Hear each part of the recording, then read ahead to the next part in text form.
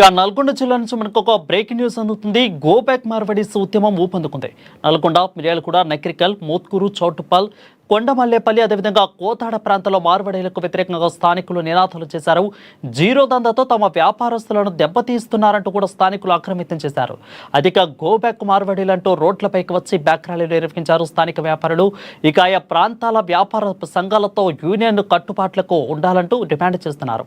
ఉమ్మడి జిల్లా వ్యాప్తంగా స్థానిక వ్యాపారులను పోలీసులు అదుపులోకి తీసుకున్నారు. దీనిపై మరింత సమాచారం అందించడానికి అక్కడి నుంచి మా ప్రతినిధి సైదులు ఫోన్ ద్వారా అందుబాటులో ఉన్నారు. సైదులు, చెప్పండి, ప్రస్తుతం అక్కడ ఇదన్నా ఏ విధంగా కొనసాగుతుంది? 22వ తారీఖు అని చెప్పారు. చెప్పినట్లుగానే నల్గొండ, హవాలీ ఈ ప్రాంతాలలో ఎక్కువగా జరుగుతున్నట్లు తెలుస్తోంది. సో ప్రస్తుతం అక్కడ పరిస్థితి ఏ విధంగా ఉంది?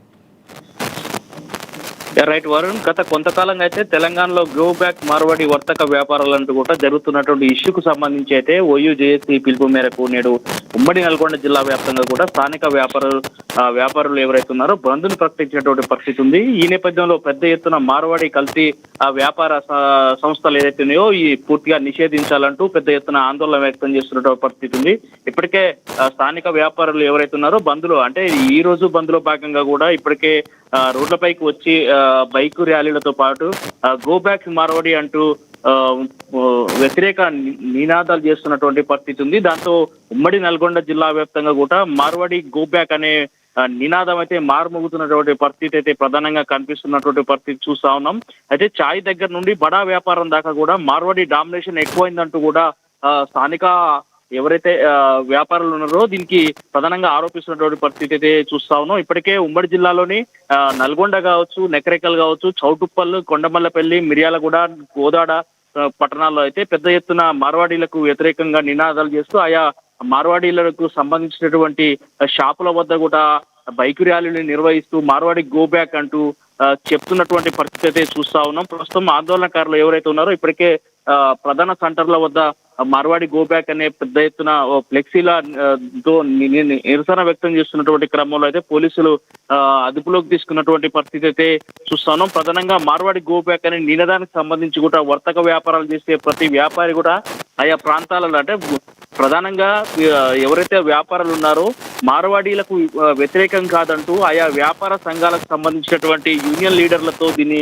అటాచ్మెంట్ చేసుకుంటూ ఒక ధరలకు విక్రయించాలంటూ స్థానిక వ్యాపారస్తులైతే ప్రధానంగా డిమాండ్ చేస్తున్న పరిస్థితి కనిపిస్తా ఉంది. అదే ప్రధానంగా జీరో దందాతో వచ్చిన వాళ్ళు ఒక రేటు ఫిక్స్ చేసుకొని ఒక యూనియన్ తో సంబంధం లేకుండా ఏదైతే స్థానిక వ్యాపారస్తుల పొట్టల మీద కుడుతున్నారంటూ కూడా ఆరోపణ వ్యక్తం చేస్తున్నటువంటి పరిస్థితి కనిపిస్తా ఉంది. ప్రధానంగా ఈ రోజైతే ఉమ్మడి నల్గొండ జిల్లా వ్యాప్తంగా కూడా గో బ్యాక్ మార్వాడి అనే ఉద్యమం అయితే ఉవ్వెత్తున వెలిసిపడుతున్నటువంటి పరిస్థితి అయితే ప్రధానంగా కనిపిస్తా ఉంది. ఇప్పటికి కూడా మార్వాడీస్ ఎవరైతే ఉన్నారో ఇప్పటికి వాళ్ళకు సహకరించకపోతే ఇలాంటి ఉద్యమాలు ఇంకా కూడా జరుగుతాయంటూ హెచ్చరిస్తున్నటువంటి పరిస్థితి అయితే చూస్తా ఉన్నాం. దీనికి సంబంధించి ప్రధాన కూడలిలకు ఇప్పటికే మార్వాడీలకు వ్యతిరేకంగా చేస్తున్నటువంటి ఉద్యమానికి సంబంధించి కూడా పోలీసులు అదుపులోకి తీసుకుంటున్నారు. దీనికి సంబంధించి కూడా ఆయా పొలిటికల్ లీడర్లు అసలు దీనికి సంబంధించి కూడా దీనికి సంబంధించినటువంటి విషయానికి సంబంధించి కూడా ఎవరికి మద్దతు తెలుపుతారనే విషయాన్ని కూడా ప్రజలు పెద్ద ఎత్తున ఆసక్తికరంగా ఎదురు చూస్తున్న పరిస్థితి ప్రధానంగా కనిపిస్తా ఉంది. అయితే ఈ మొత్తాన్ని చూసుకున్నట్లయితే ఉమ్మడి నల్గొండ జిల్లాలో సంబంధించి కూడా మార్వాడి గో బ్యాక్ అనే నినాదానికి సంబంధించి అసలు దీనికి సంబంధించి మార్వాడీలు ఎలాంటి నిర్ణయాలు తీసుకుంటారు అనేది కూడా వేచి చూడవలసిన అవసరం అయితే ఉంది. Varun, right, thank you Saidulu for the clear updates. OUJSC వాళ్ళు పిలుపు మేరకు ఇక్కడ ఏంటంటే మార్వాడి వాళ్ళు, గుజరాతీ వాళ్ళు వచ్చి మన మీద దౌర్జన్యం చేసి వ్యాపారాలు చేసి చిరు వ్యాపారాలు కూడా చేయకుండా మనని వీళ్ళు చేస్తున్నారు. కాబట్టి వీళ్ళే రాజులు.